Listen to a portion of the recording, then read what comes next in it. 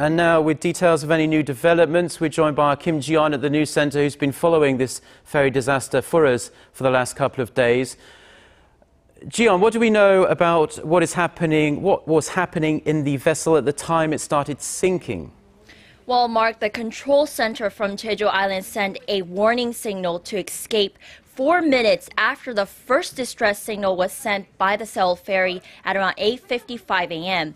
But no passenger in the ferry tried to escape the vessel for more than an hour. This is thought to be because the announcement sent by the crew members of the vessel told the passengers to stay put, saying it's more dangerous to move around. Students were seen wearing life jackets but were waiting inside the ship, missing their chance to save many lives.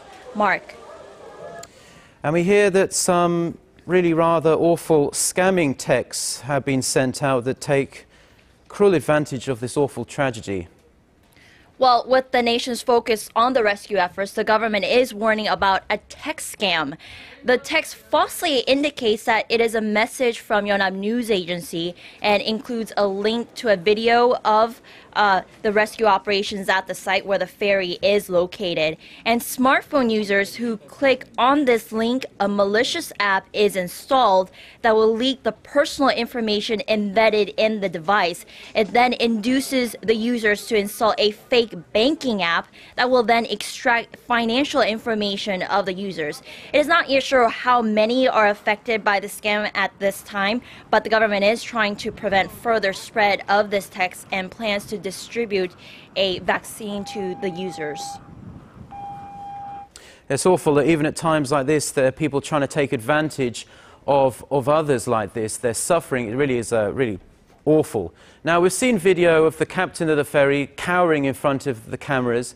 Investigations are ongoing on the 60-year-old Lee Sok into whether he abandoned the ship due to negligence. What should he or any captain in this particular situation done in a time of crisis like this? Well, around 10 crew members, including Captain Lee, is known to abandon the ferry without making sure the passengers were put into safety, not abiding by a manual laid out for the steps to take the crew members in case of an emergency.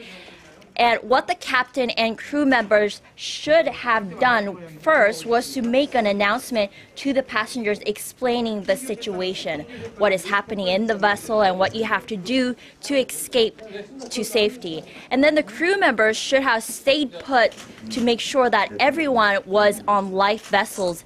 And then they should have checked the time the guard ship or rescue team was going to arrive. And finally, they should have stayed with the passengers at all times and helped them to get on board the guard ship. But as you can see, not even one of these was followed by the captain and the crew members of the Sewol ferry on that unfortunate day. Yes, very sad situation there, and I'm sure we'll see some legal proceedings in the future there. Now,